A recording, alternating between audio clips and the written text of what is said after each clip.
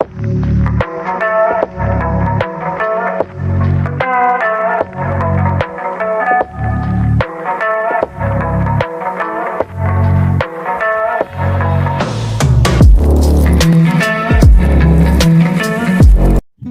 दोस्तों, मैं हूं जसपाल सिंह राजपूत और स्वागत करता हूं आपका पढ़ा लिखा किसान यूट्यूब चैनल। तो दोस्तों, आज का वीडियो बहुत ही इंटरेस्टिंग होने वाला है क्योंकि आज मैं आपको टूर करवाऊंगा मेरे एग्रीकल्चर फार्म का।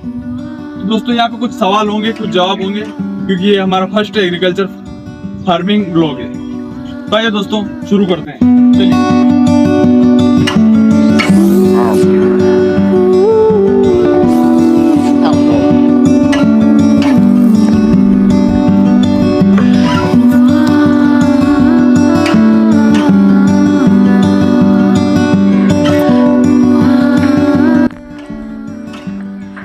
आज का हमारा फार्म टूर है, इसलिए हम कुछ लिमिटेड सवाल ही आपसे पूछेंगे। तो सबसे पहला जो मेरा सवाल है, कुल कितने पशु होंगे आपके यहाँ पर? मेरे फार्म पे लगभग छोटे बड़े लगा के सब करके 25 पशु होंगे, 25 से 30 पशु होंगे जी। तो इसमें से सभी दूध देने वाले हैं या नहीं? इसमें से दो जो गाय हैं वो दुधारू हैं और 7 भैंस दुधारू हैं। उसके बाद 4-5 पाखड़ी है और एक बुल है और एक जो बफेलो बुल भी है। अच्छा, आप तैयार कर रहे होंगे जी जिसको? जी।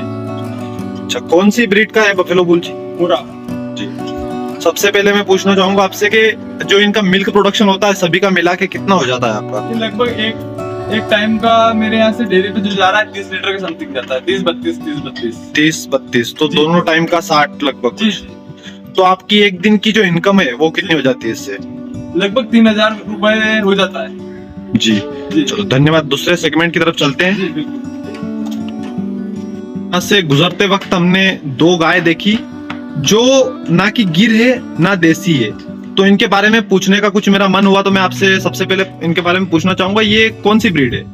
ये नस्ल तो वैसे इसको रेंडी बोलते हैं हमारे यहाँ, पर ये गिर का ही बिगड़ा हुआ स्वरूप है जो क्षेत्र और माहौल के हिसाब से डर गई है, जो क्रॉस भी दूसरे बुल से हो गई है देसी वगैरह से, तो इसलिए हम इसको रेंडी बोलते हैं। तो क्या इसमें भी वही गिर वाले गुण पाए जाते हैं या नहीं? बिल्कुल बिल्कुल, देसी गाय है, बिल्कुल गिर वाले गुण है। खाली गिर से हल्की सी छोटी है और कुछ भी अलग नहीं है इसमें, कलर वही है, सब वही। जी धन्यवाद। दोस्तों, कुछ आगे चलकर हमने देखा यहाँ पर वर्मी कंपोस्ट का भी काफी अच्छा प्रबंध किया गया है। वर्मी कंपोस्ट के लिए भी ये जो बेड बनाए गए हैं और खाद का जो उत्पादन है यहाँ पर जोरों शोरों से हो रहा है। और वहां पर आप देख सकते हैं कि नया गोबर भी डाल दिया गया है, उसका भी खाद प्रिपरेशन यहाँ पर चालू हो गया है। सर, मैं आपसे सबसे पहले पूछना चाहूंगा, यहाँ पर जो आपने जो अर्थवॉर्म यूज किए हैं वो कौन सी ब्रीड के हैं? ये ऑस्ट्रेलिया की प्रजाति है, आइसेनिया फेरिडा, वो प्रजाति है। तो सर, इसके बारे में सबसे पहले बताइए, अगर कोई ये बेड प्रिपेयर करना चाहे तो उसकी जो आकार होगा वो कैसे होगा, किस प्रकार होगा?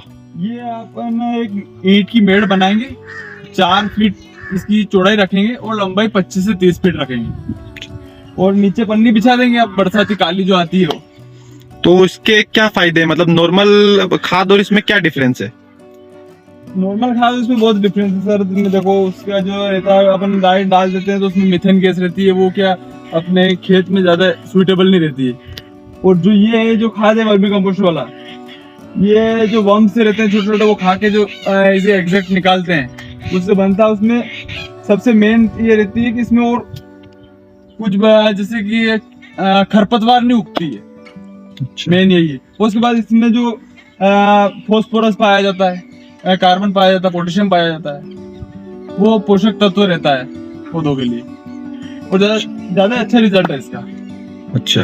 वैसे तो गोबर तो रिजल्ट वाला ही रहता है सब कुछ, पर इसका और ज्यादा अच्छा रिजल्ट है। तो बाद में इसका कुछ फ्यूचर है, मतलब इसको अपन बेच सकते हैं या फिर? बिकता है, गोबर भी बिकता है, वो ये जो खाद बना वर्मी कंपोस्ट खाद वो भी बिकता है। उसके बाद जो केचुए हैं वो भी बिकते हैं। अच्छा, ठीक है सर, थैंक यू। सर, बकरी की शेड की तरफ जाने से पहले मैं आपसे एक सवाल पूछना चाहता हूँ। जी पूछिए। मैं यहाँ पर जब घूम रहा हूँ तो मैंने कुछ मुर्गियों को भी विचरण करते हुए देखा है। देखा होगा। तो क्या मुर्गी पालन भी हो रहा है यहाँ पर? जी बिल्कुल हो रहा है। ये क्या जो मिक्स्ड फार्मिंग फार्म है, यहाँ हर तरह की प्रयोग किए जाते हैं नए नए।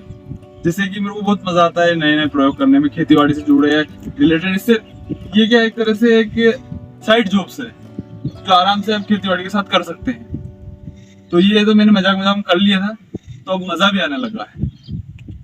जी।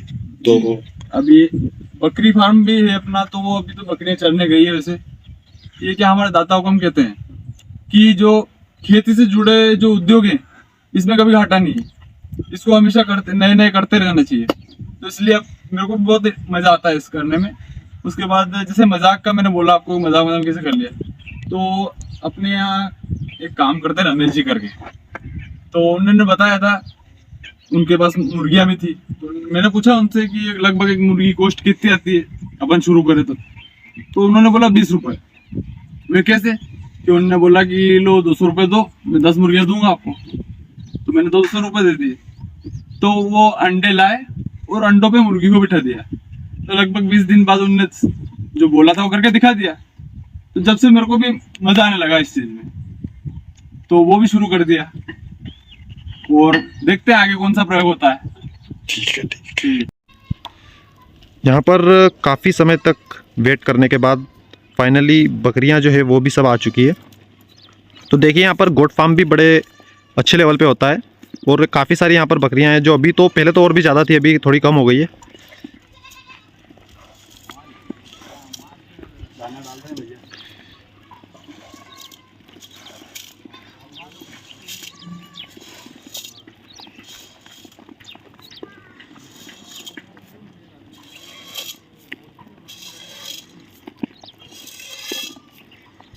वैसे तो बकरी पालन के बारे में आपने विस्तार से वीडियो बनाया ही है, पर मैं पूछना चाहूँगा कि यहाँ पर थोड़े बहुत मेरे सवाल हैं। जी जी पूछिए।